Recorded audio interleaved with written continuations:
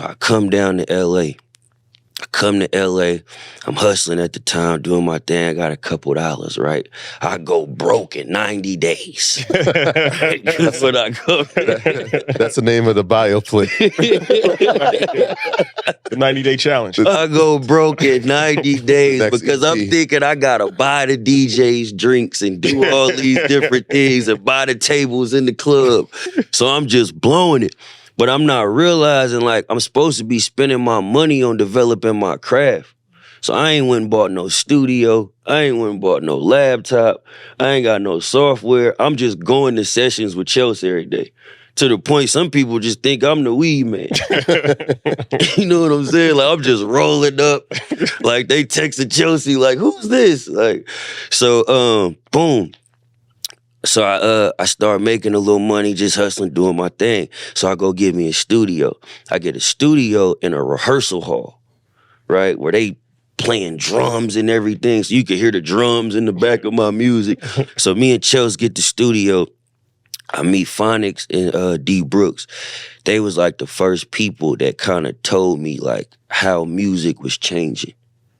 Cause this was at the time of when we was going from like the Drake, Cole, Kendrick CD kind of era into like the streaming era to where it was more melody driven.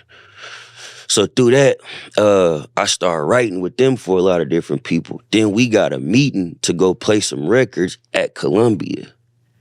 Okay. We got to Columbia and I was playing the records that we was writing for people. And they was like, man, we want to sign you, want to put this out. But the records really wasn't me.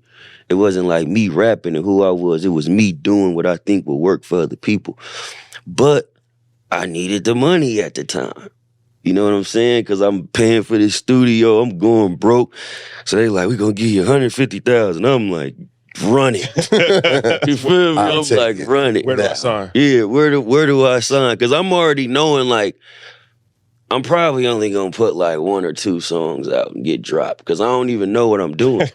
You know what I mean? Got 150 though. What kind of deal was it? Like 3 album, 2 like it was. It was like a 2 project. No, it was like 3 albums. I think 3 albums. 3 albums.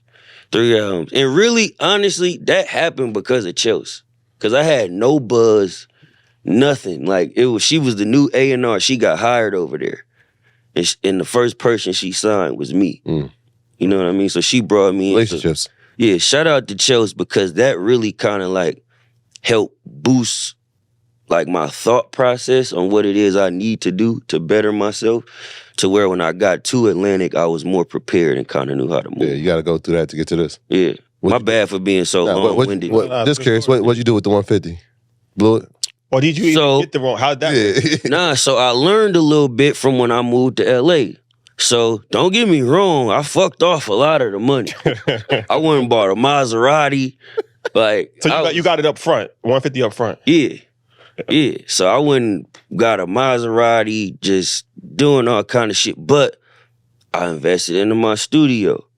I started paying like different songwriters to come by the studio and teach me how to write hooks and different things like that. Phonics and D Brooks played a big part in that as well.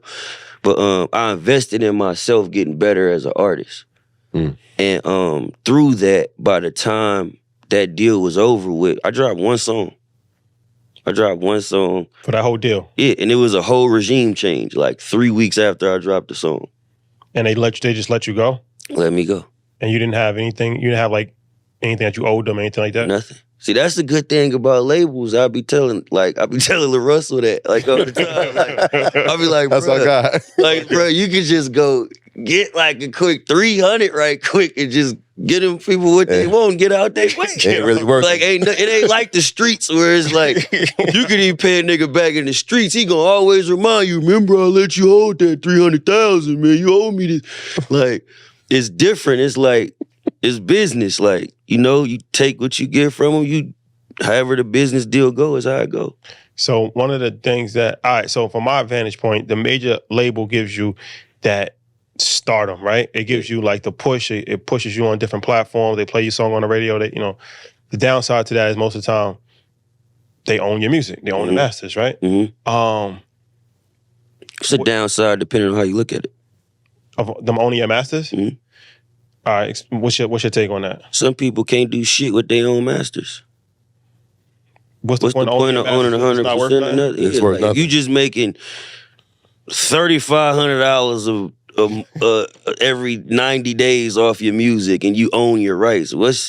Why not give up a percentage to get a? So you're comfortable with not owning your masters At the moment, because you see in the future you want to own your masters. yeah. Okay, but right now you're looking at it from a standpoint where you're sacrificing not owning your masters now to get to the point where you have stardom. So your masters deeper than stardom for me. It's also learning the industry. It's learning the game. So let's say one day I'm not in a situation with Atlantic, I'll still know who to call and who to talk to and who does what in what department at Apple, who does what at Spotify, and who I need to talk to get playlisted over there. So it's deeper than just stardom. It's learning the system. So one day I'm going to have to create my own. My graduates from my school being Forbes, bag drop. Bag drop.